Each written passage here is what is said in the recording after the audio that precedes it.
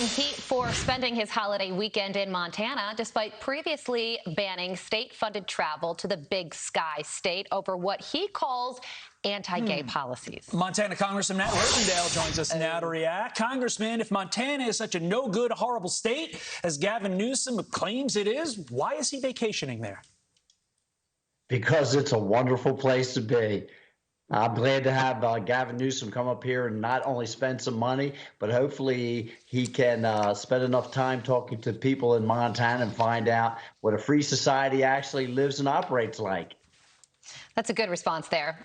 Newsom also released a statement, or his people did, and he says the travel ban applies to extending state funds. The governor's travel is not being paid for by the state. Connecting the two is irresponsible and falsely implies there is something untoward. But I think the point is that he is the representative of California, and state-funded travel is in California is banned from being used in Montana. So this is sort of a rules for thee, not for me situation, isn't it?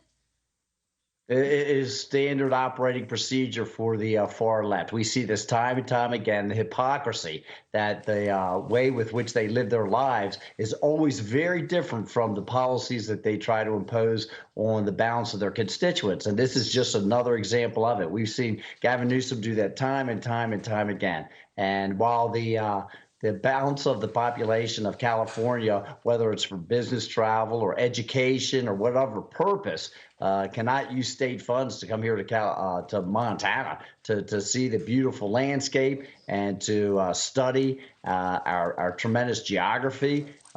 He has taken the time to come up here himself and take dollars out of his pocket. So again, I'm glad that Gavin Newsom is up here spending money, and I hope that he spends a lot of time talking to the people so that he understands how a free society is supposed to function, because we run things a lot differently up here than they do in California, clearly. And that is mainly the reason that we've seen such an exodus from California to states like Montana, where people live freely. You know, Congressman, one of the things that bothered me about this story is that every article that I read said that Montana has anti-LGBTQ policies without explaining what those policies are. And it turns out that it's referencing the fact that in Montana, if you're born a boy, you can't join a girl's sports team if you're transgender. Is that anti-LGBTQ to you?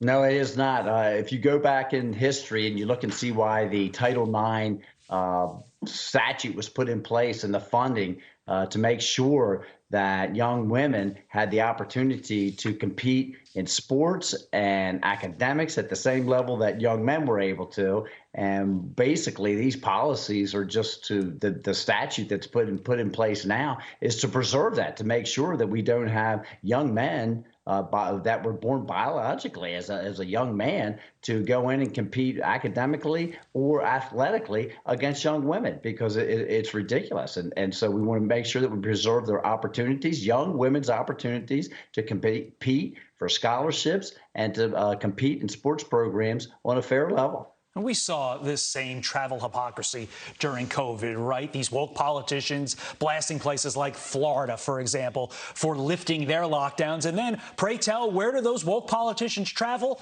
Florida. Well, there's also this. Red states winning in the post-pandemic economy. You think those two are connected? GOP-led states adding 341,000 jobs since the start of the pandemic. Blue states still short 1.3 million jobs. Congressman, why do you think that's the case?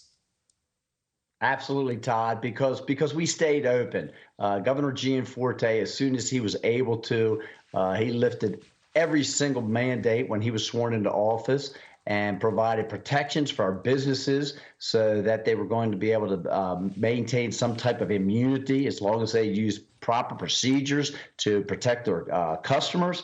And we opened our state back up again.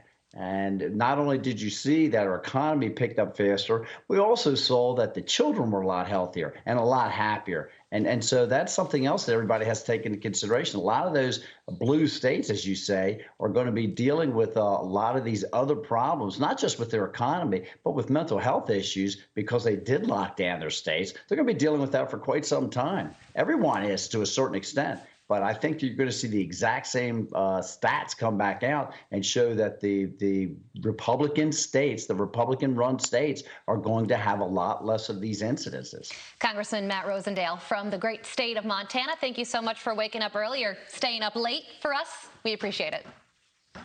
Thanks, Todd. Thanks, Carly.